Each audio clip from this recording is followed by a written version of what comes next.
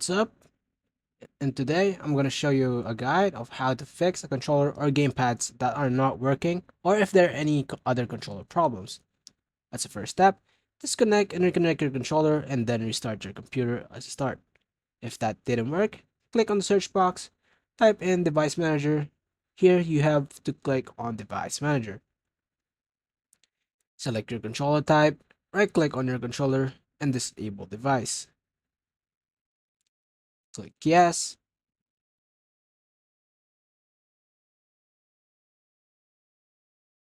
Then restart your computer and then enable your device.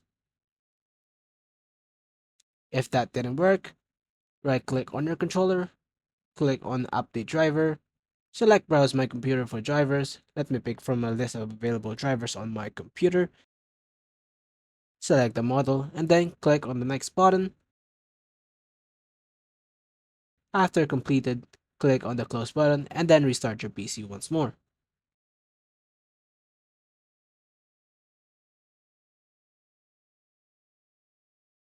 If that didn't work, click on the search box again, type in device manager.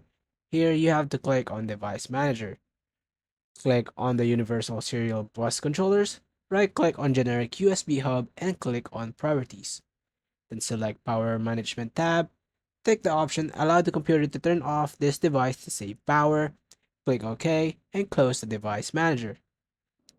If that didn't work, click on the search box and type in controller. Here you have to click on setup USB controllers. Choose your controller, click on properties, then on settings, reset to default, then click on calibrate, carry out the calibration process, apply, and there you go. A quick note though, make sure that you have already enabled all controller types on your Steam settings. If not, go ahead and re-enable it if not. And that will be all for this video. If this video helped you out, please don't forget to leave a like. Thank you so much for watching. Have a wonderful day. Peace.